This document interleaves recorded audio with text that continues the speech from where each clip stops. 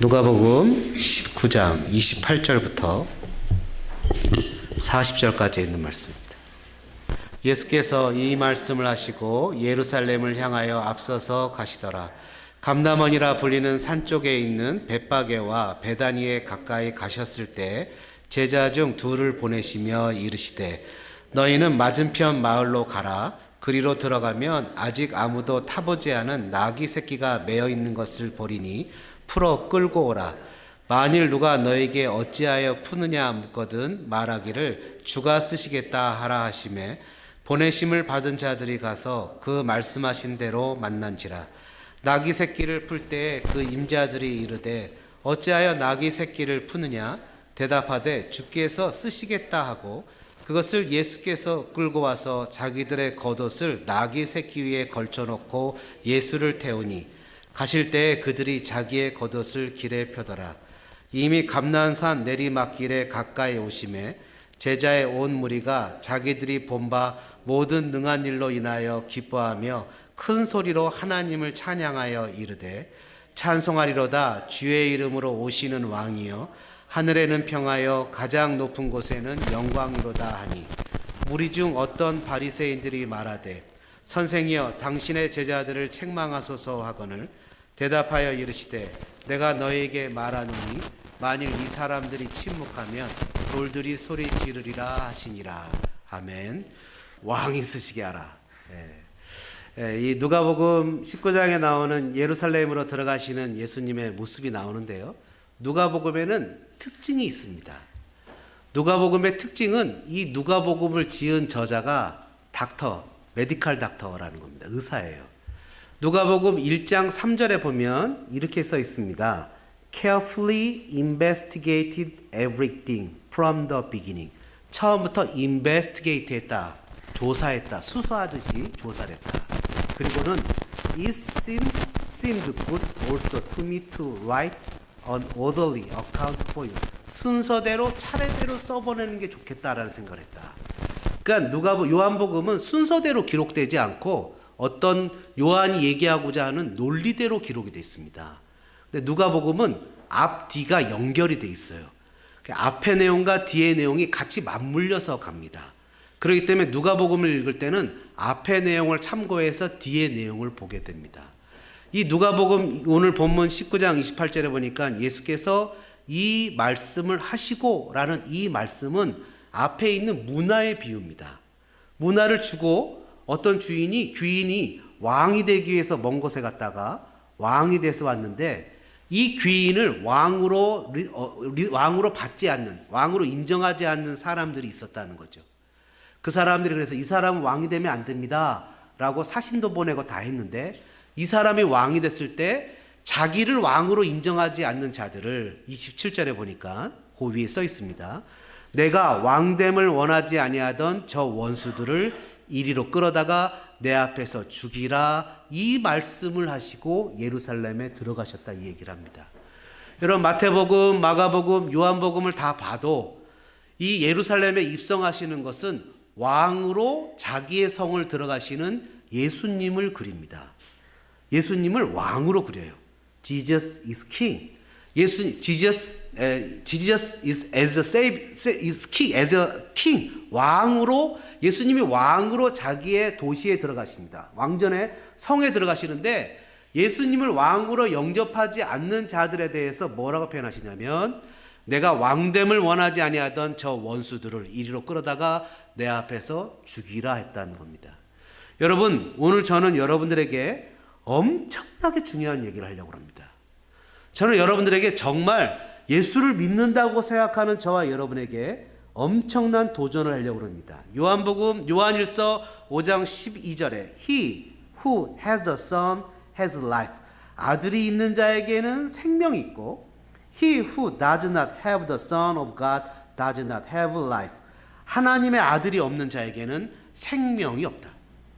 예수님을 as king, 왕으로 받아들이는 자에게는 eternal life, 영원한 생명이 있고 예수님을 유지하는 자, 믿긴 믿는데 내 비즈니스를 위해서, my family를 위해서, 심지어 내 처치를 위해서, 심지어 my life를 위해서 예수님을 믿는다고 유지하는 사람들에게는 No eternal life. 영생이 없습니다. perish. 멸망이 있는 거죠. 그냥 생명만 없는 것이 아니라 하나님의 심판대에 서게 될 것입니다.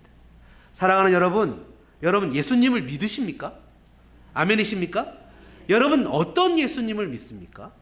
예수님을 믿는데 예수님을 어떤 분으로 여러분은 영접하고 믿습니까? 오늘 말씀을 통해서 정말 왕이 쓰시게 되는 예수님을 나의 왕으로 영접해서 믿는 믿음인지, 아니면 내가 일상 살아가는데 내가 필요해서 저분이 나를 무엇인가 도와줄 그냥 부처나 마호멧이나 석가모니나 예수나 그냥 그런 나를 도와주는 그냥 툴, 내가 유주하는 그런 대상으로 믿는지 한번 생각해보는 시간 되어지시기를 소망합니다. 왕이 쓰시게 하라. 한번 따라해 볼까요? 순종입니다. 어떻게 해서 우리가 왕을 쓰시게 할 수 있습니까? 그것은 순종하는 것입니다. 33절과 35절에 보니까 이런 말씀이 써 있습니다. 30절이죠. 이르시되 너희는 맞은편 마을로 가라. 그리로 들어가면 아직 아무도 타보지 않은 나귀 새끼가 매어 있는 것을 보리니 풀어 끌고 오라. 여러분 마태복음에 이거와 똑같은 내용은 뭐라고 써 있냐면, 예수님이 스가랴에 있는 말씀, 스가랴라고 기록되어 있지 않지만 그 9장에 있는 말씀을 이루시기 위해서 제자들 둘을 맞은편 마을로 보내시는 장면이 나옵니다. 구약에 기록되어 있다고요. 그는 겸손해서 나귀 새끼를 타고 들어오신다는 것이 기록이 되어 있다고요. 시온 딸에게 이르기를 내 왕이 내게 임하나니 그는 겸손하여 나귀 곧 멍에 매는 짐승의 새끼를 탔도다. 스가랴 9장 9절에 있는 말씀인데요, 이 말씀을 예수님이 인용하셨는데 첫 번째 우리가 어떤 순종을 볼 수 있느냐? 예수님의 순종을 볼 수 있다는 겁니다. 여러분 우리가 왕이 쓰시게 하라 큰 첫 번째는 순종이라고 그랬는데 작은 첫 번째는 예수님이 순종하셨다는 거예요. 누구나 잘 아시는 대로 예수님은 이 땅에 오신 것, 태어나신 것, 그리고 자라신 것, 애굽으로 내려가신 것, 그리고 12살 때 성전에 가신 것, 그리고 30세에 공생애를 사신 것, 33세경에 예수님이 십자가를 향해서 걸어가신 것, 죽으시고 부활하시고 승천하시고 하나님 보좌에 올리신 모든 사건들이 성경에 기록된 것을 이루신 사건들이었다는 거예요. 여러분 그래서 예수님이 십자가에 죽었을 때 낙심해서 엠마오 마을로 가는 두 제자에게 예수님이 나타나셔서 뭐라고 표현하시죠? 이렇게 표현하시는 거예요. 모세오경과 시편과 선지서에 기록된 글을 통해서 자기가 고난을 당하고 죽임을 당하고 부활하고 그 얘기가 온 예루살렘과 땅끝까지 이르러 증거되어야 될 것을 풀어주셨더니 그들의 마음이 뜨거워서 예수님을 보기 시작했다는 것이죠. 예수님은 성경을 통해서 자신이 사셨던 삶의 모습을 보여주었다는 거예요. 예수님이 실제 삶에서 순종하시는 빌립보서 2장에 나오는 대로 죽기까지 순종하셔서 하나님의 보좌 우편에 앉으시는 놀라운 영예를 누리시게 되었다는 거예요. 여러분 예수님이 순종하셨다는 거예요. 예수님이 철저하게 순종하시는 모습을 보여주는데 또 한 모습은 30절입니다. 이르시되 너희는 이라고 표현하죠. 너희는 누굽니까? 여기 나오는 두 제자입니다. 29절에 보니까 제자 중 둘을 보내시며 너희는 맞은편 마을로 가라. 그리로 들어가면 아직 아무도 타보지 않은 나귀 새끼가 매어 있는 것을 볼 것이래요. 그것을 풀어서 끌고 오래요. 그 31절에 보니까 누가 왜 푸느냐 어찌하여 푸느냐 묻거든 주가 쓰시겠다 하라 하고 그것을 가져오래요. 여러분 기가 막힌 건요, 누가복음, 요한복음, 마태, 마가복음을 다 봐도 이 제자들의 이름이 기록되어 있지 않다는 거예요. 이 제자들의 이름이 만약에 베드로, 만약에 요한, 야고보라고 되어 있으면 많은 사람들이 그건 베드로니까, 그건 요한이니까 이럴 수 있어요. 근데 요한복음의 내용에 보면요, 심지어 예수님이 두 제자를 보내신 것조차 기록이 없어요. 거기는 뭐라고 써있냐면 예수님이 가시는데 나귀가 있는 거예요. 나귀에 겉옷을 올리고 그냥 타셨다고만 기록이 되어 있어요. 실제 이 두 제자를 보낸 것조차 요한복음은 기록이 없어요. 왜 그럴까요? 고민해봤어요. 왜 그럴까? 왜 이름조차 기록되어 있지 않으면 심지어 요한복음에는 이 사실조차 기록이 되어 있지 않을까? 그것은요, 이 순종은 높은 직분, 장로님, 목사님, 전도사님, 집사님들만 하는 것이 아니라 이것은 누구든지 예수님을 따르는 제자라고 여기는 사람들, 누구든지 내가 예수를 믿는다고 여기는 사람들은 누구든지 예수님 앞에 순종해야 된다는 것을 보여주는 것은 아닐까요? 그 사람 한 사람도 열애 없이 나는 아직 청년이야. 나는 아직 어려. 나는 좀 더 커야 돼. 나는 믿어야 돼. 우리는 아직 그럴 수 없어. 우리는 이것을 해야 돼. 먼저 이것을 해결하고 따라야 돼. 라고 여기는 수많은 이름 없는 사람들을 통해서 주님 뭐라고 표현하시냐면 No exception. No excuse. 그 한 사람도 예외 없이 이름 없는 두 제자, 심지어 요한복음에는 이 사실조차 기록되어 있지 않은 이 사람들의 순종을 통해서 주님이 나귀를 타고 가시는 모습이 기록되어 있었다는 거예요. 그러니까 이렇게 얘기했어요. 주님, 아직 나는 아닌데요? 아니요, 그렇지 않다니까요.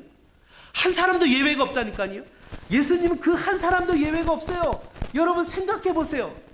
이름 없는 이 사람의 순종을 생각해 보세요. 여러분, 저는 이것을 생각하면서 누가 떠올랐는지 아십니까? 우리아가 떠올랐어요.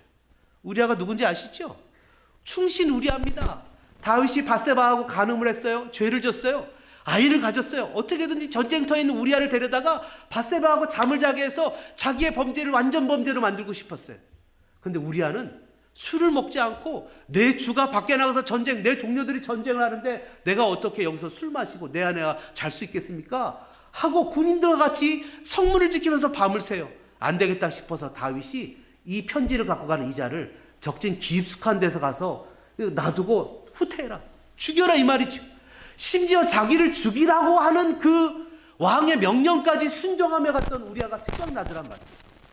여러분, 완전 범죄예요. 아무도 모를 것 같아요. 근데 누가 알아요?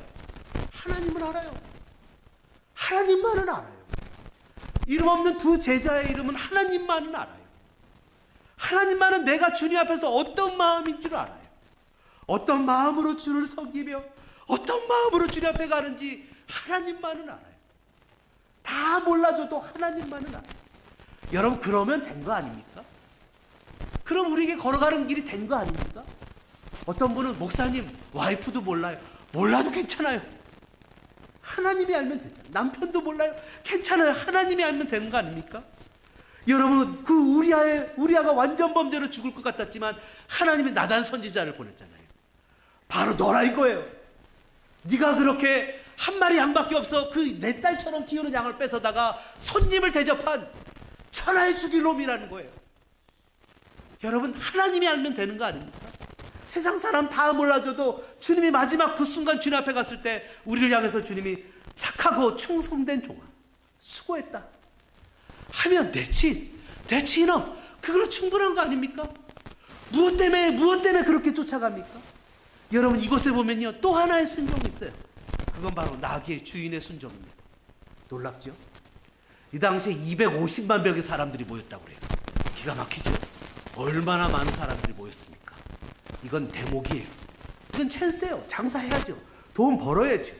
이 나귀는 얼마나 귀한 거냐면 왕이 평화시에는 나귀를 탔어요.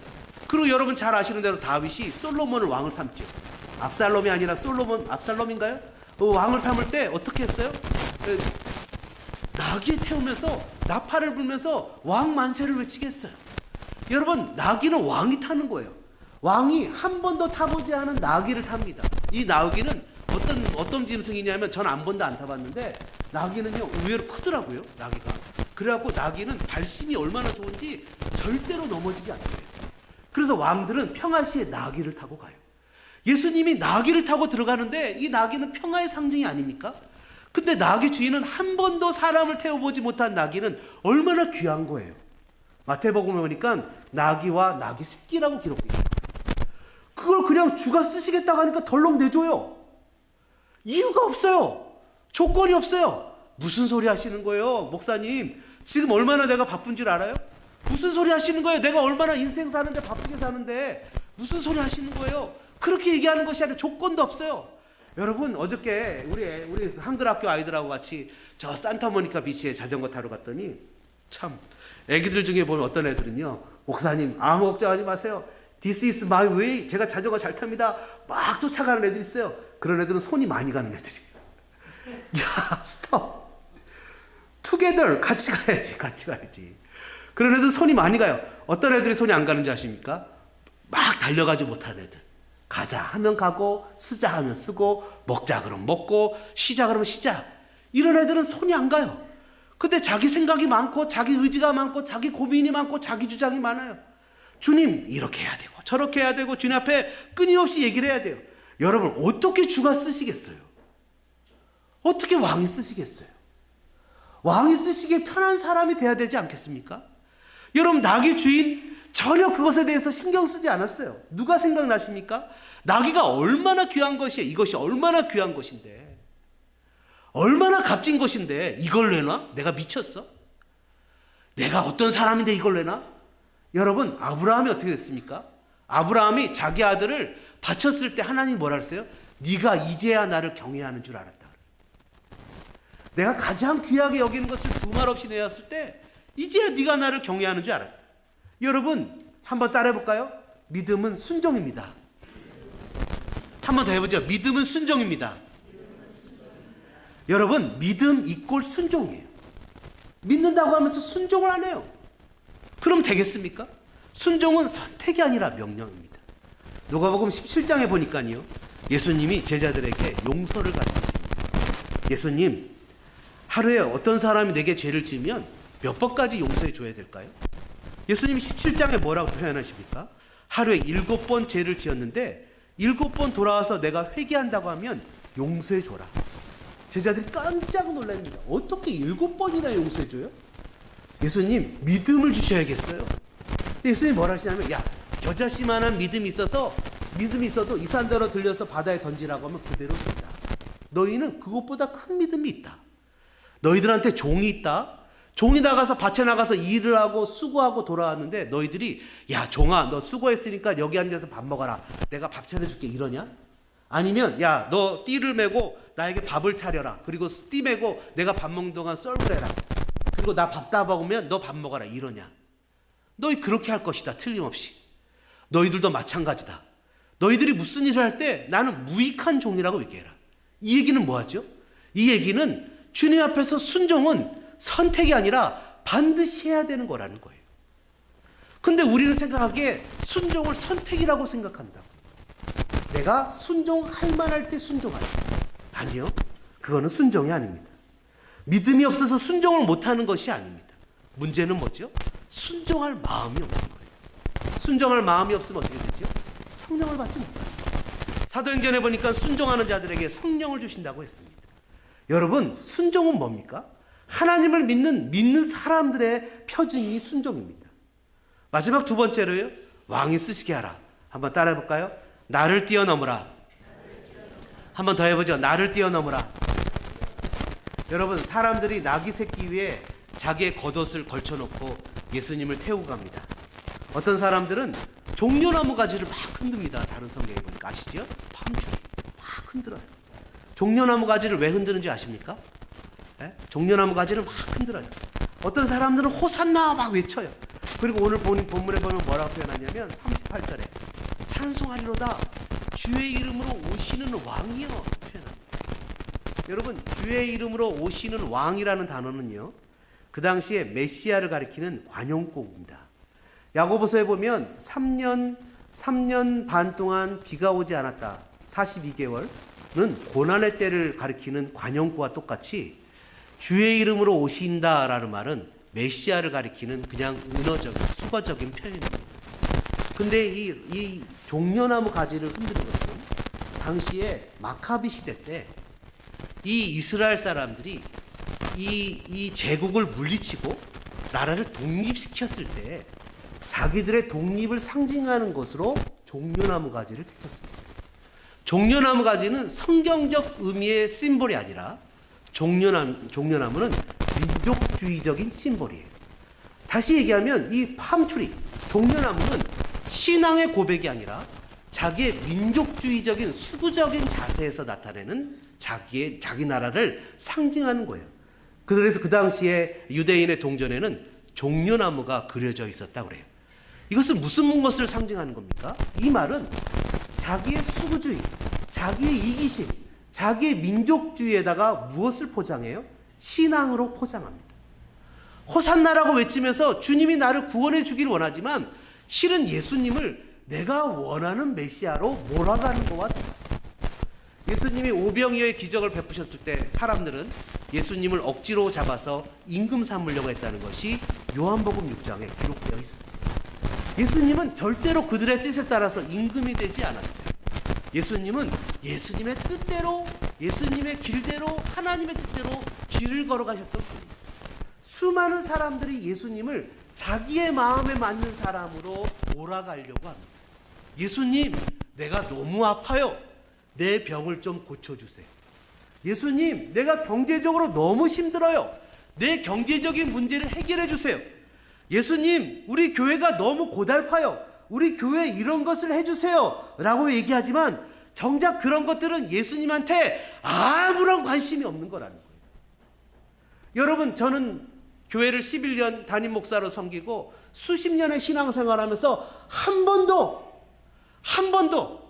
목사님, 제가 주님을 위해서 죽도록 충성하고 제가 매주 주일마다 점심 식사를 대접하고 싶은데 나를 위해서 기도해 주세요라고 얘기하는 사람 한 명도 만나본 적이 없어요. 다 어떤 기도죠? 목사님, 병이 아파요, 몸이 아파요, 시간이 없어요, 힘들어요, 직장이 필요해요, 이걸 위해서 기도해 달라고 했지 한 번도 내가 주를 위해서 충성하고 내 모든 것을 바칠 테니까 나를 위해서 기도해 달라는 사람은 한 번도 만나본 적이 없어요. 여러분, 얼마나 많은 사람들이 자기의 민족주의로 성경을 이용합니까?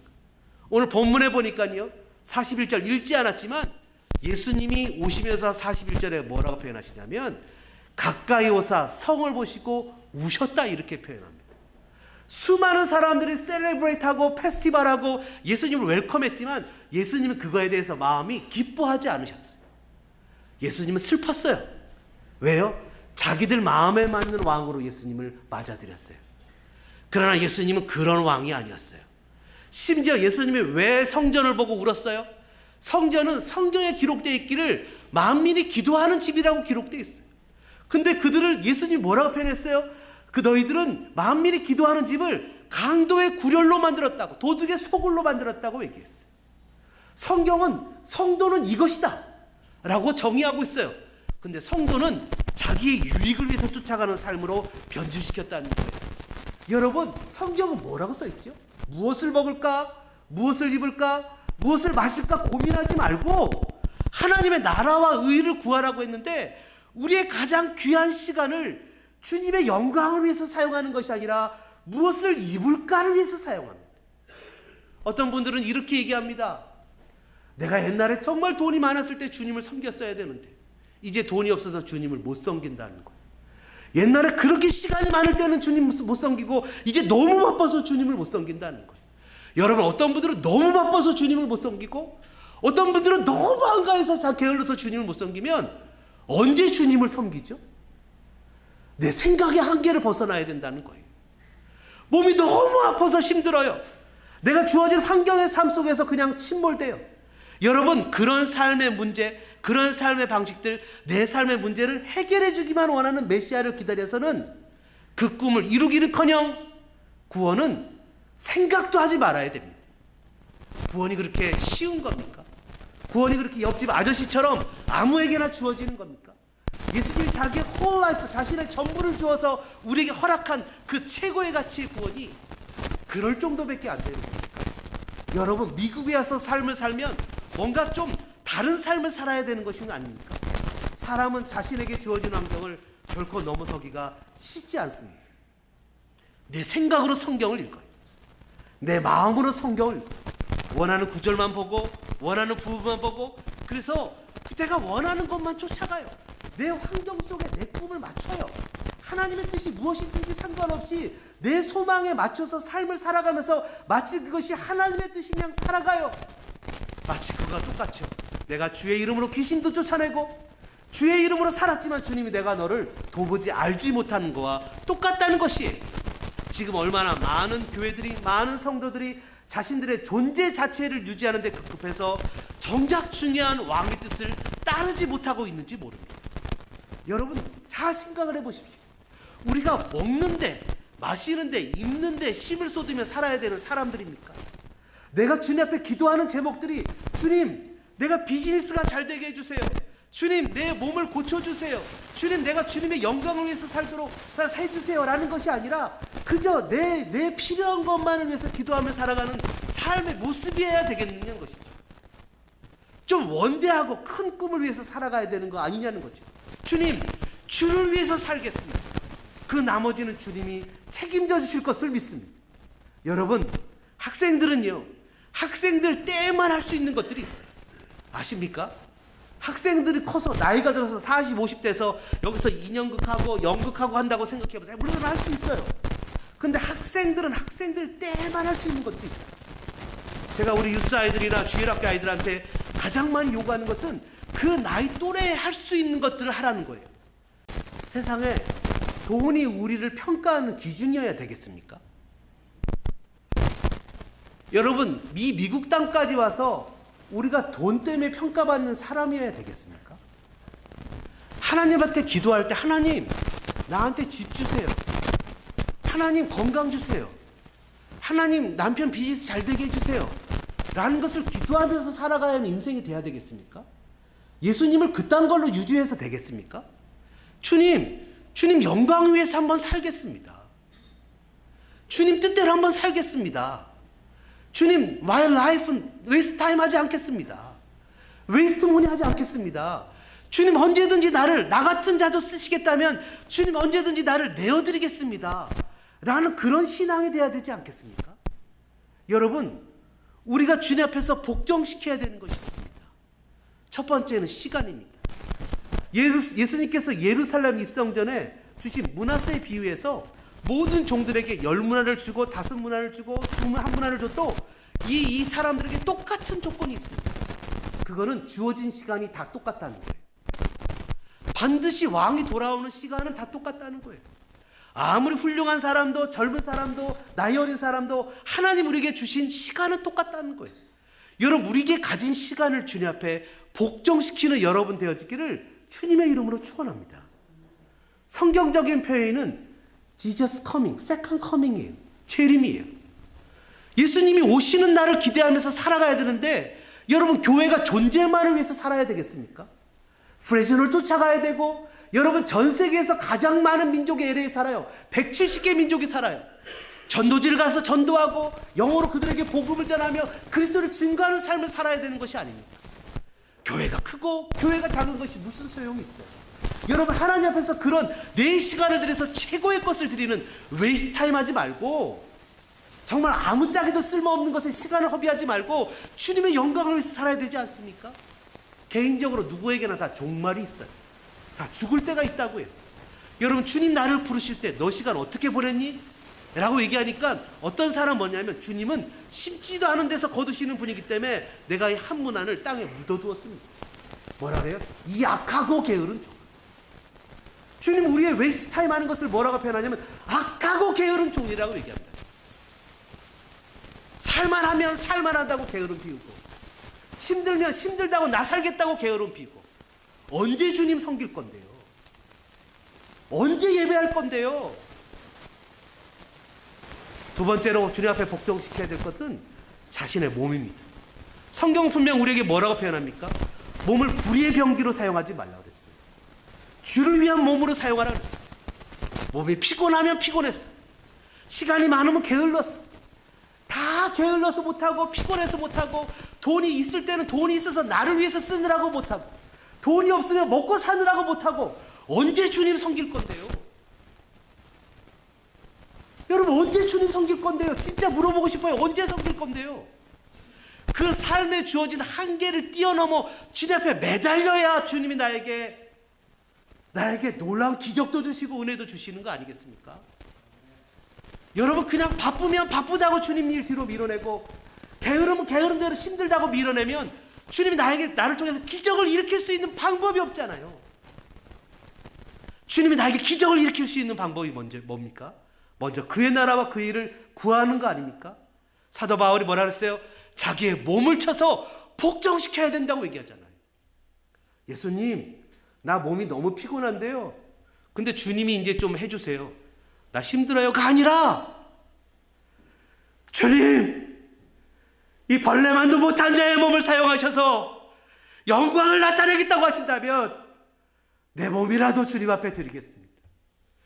내 몸이라도 주님 앞에 드리겠습니다. 내 몸이라도 주님 앞에 드리겠습니다. 어떤 분이 저한테 그래요. 저 자랑하는 거 아닙니다. 당신은 볼 거 별 것도 없는데 밖에 나가면 대우받고 존중받고 밥 사주는 사람도 많고 뭐 좋겠다. 수도 없어요. 밥 사주겠다는 사람이. 얼마나 나를 밥 사주겠다는 사람이 많은지 그냥 리스트에 쫙 깔렸어요. 한식, 양식, 중식. 먹고 싶으면 언제든지 카톡만 띄우면 밥을 다 먹을 수 있어요. 도대체 당신은 어떤 사람이길래 그러냐. 그 얘기를 듣고 제가 곰곰이 생각을 해봤어요. 하나님, 나 같은 존재가 뭐길래, 내가 주를 위해서 한 것이 뭐길래 나를 이렇게 대우하십니까? 내가 주님 앞에 한 거는 겨우 이만큼인데 내가 뭘 했지? 여러분 잘 아시는 대로 4, 5년 전에 소망장로교회가 월세 낼 돈이 없어서 이제 문을 닫자. 하나님이 부르시면 너 뭐 하다 왔니? 주님 부르실 그날까지 몸 바쳐 충성하다 왔어요 라고 얘기하고 싶어서 아이들을 불러다가 아침부터 저녁까지 헌신하고 돌보고 사랑하고 죽도록 충성하고 그 아이들 데리고 산에 올라가기도 하고 땀을 흘리면서 바닷가를 가기도 하고 말씀을 가리키면서 울기도 하고 프레즈 넣고 더운 110도 115도를 달려가면서 하나님 앞에서 섬겼는데 아마 하나님이 그걸 이쁘게 보셨나? 주님 한 분밖에 없다고 여기면서 사람을 그것을 이쁘게 여기셨나? 여러분 개인적인 얘기를 해서 죄송한데 저희 딸도 여기 있어요. 가장 중요할 때 저희 딸이 정말 공부를 잘했거든요. 가장 중요하고 돌봐줘야 딸한테 미안하죠. 돌봐주어야 될 때 교회를 개척했어요. 여러분 아시다시피 하루도 집에 있은 적이 없어요. 아침에 새벽 예배 후에 나가면 밤 11시 12시까지 들어오면 그 어린 애기들이 집에서 둘이 혹시 누가 두들길까봐 둘이 무서워서 불을 끄고 숨을 죽이고 있었던 데를 살면서 아내가 너무 아파서 하루는 피를 흘리고 하혈을 하면서 대속 통곡을 해요. 여보 오늘은 좀 쉬었으면 좋겠다. 그때 제가 너무 독한 놈이죠. 여보 이러다 죽으면 순교야. 하나님 섬기다 죽으면 순교지. 이까지 몸 죽으면 순교지. 저 천국에 가면 하나님 우리 기다리고 계신데 여러분 우리의 몸이 무엇이라고 조금 피곤하다고 조금 어렵다고 주님은 뭐라고 표현합니까? 몸을 쳐서 예수님은 심지어 자기 몸을 십자가에서 다 줬는데 피와 물을 다 쏟았는데 그 몸 좀 피곤하다고 주님 성기를 이렇게 게을리하면서 주님 믿음으로 따라가는 거 게을리하면서 그렇게 살아서 주님 앞에서 우리가 무슨 모습으로 나가겠습니까? 세 번째로 우리가 주님 앞에 복종해야 될 것은 자기의 생각입니다. 고린도전서의 말씀처럼 우리의 생각을 사로잡아 예수 그리스도에게 복종시켜야 됩니다. 여러분 하루는 예수님이 제자들에게 물어봤어요. 얘들아 사람들이 나를 누구라 그러냐? 주님 엘리야라고 그러고요. 어떤 분은 선지라고도 그래요. 너희는 나를 누구라고 하느냐? 아 주님은 그리스도시죠. 주님은 살아계신 하나님의 아들이시죠.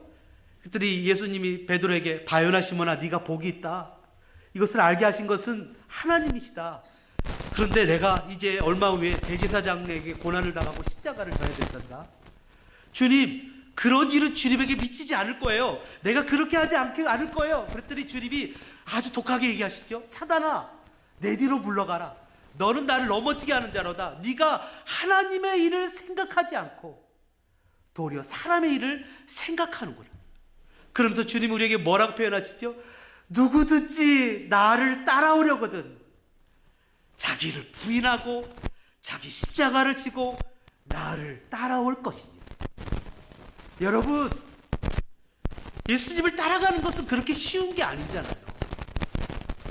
주님이 왕이 나를 쓰시기에 내가 마음껏 나를 내어드릴 수 있도록 황금 같은 시간, 힘을 쓸 수 있는 젊음, 시간을 내어드리고 주님 앞에 온전히 드릴 수 있는 참된 성도가 되어야 되지 않겠습니까? 주님이 뭔가 우리를 쓸 때 야 쟤는 괴로워. 손이 너무 많이 가. 무슨 이유도 많고 탈도 많고 조건도 너무너무 많아. 어떻게 쓰겠어? 라는 것이 아니라 그냥 쓰겠다면 이름 없는 두 제자처럼 이름 없는 나귀의 주인처럼 이름 없는 그 억울한 죽임을 당했던 우리아처럼 그냥 주님 나 같은 자도 쓰시겠다면 주님 앞에 드리겠습니다. 해야 주님이 나를 통해서 기적을 좀 베푸실 일이 아니겠습니까? 우리가 이 미국까지 와서 여기까지 와서 살면서 나 하나 잘 살겠다고, 나 하나 잘 먹겠다고 살고 주님을 그렇게 유지한다면 그게 말이나 되는 얘기입니까? 여러분, 우리가 살아가는 삶이 하나님 앞에 영광을 돌리는 삶을 살아가는 성도이기를 소망합니다. 주님이 우리를 사용하실 때, 주님, 왕이여, 왕이 쓰시겠다면 나를 내어놓겠습니다. 왕이 쓰시겠다면 이 몸도 주님 앞에 내어놓겠습니다. 오루지의 왕이신, 자신의 목숨으로 우리를 주신 진정한 예수 그리스도를 위해서 헌신하며 믿음으로 살아가는 믿음의 성도들 되어주시기를 주님의 이름으로 축원합니다. 마지막으로 바울이 이렇게 고백하는 것을 들어보시기 바랍니다. 로마서 14장 7절에 우리 중에 누구든지 자기를 위하여 사는 자가 없고 자기를 위하여 죽는 자도 없도다. 우리가 살아도 주를 위하여 살고 죽어도 주를 위하여 죽다니, 그러므로 사나 죽으나 우리가 주의 것이로다. 이를 위하여 그리스도께서 죽었다가 다시 살아나셨으니 곧 죽은 자와 산 자의 수가 되려 하십니다. 우리가 다 하나님의 심판대 앞에 서리라. 말씀 생각하시면서 같이 찬양하겠습니다.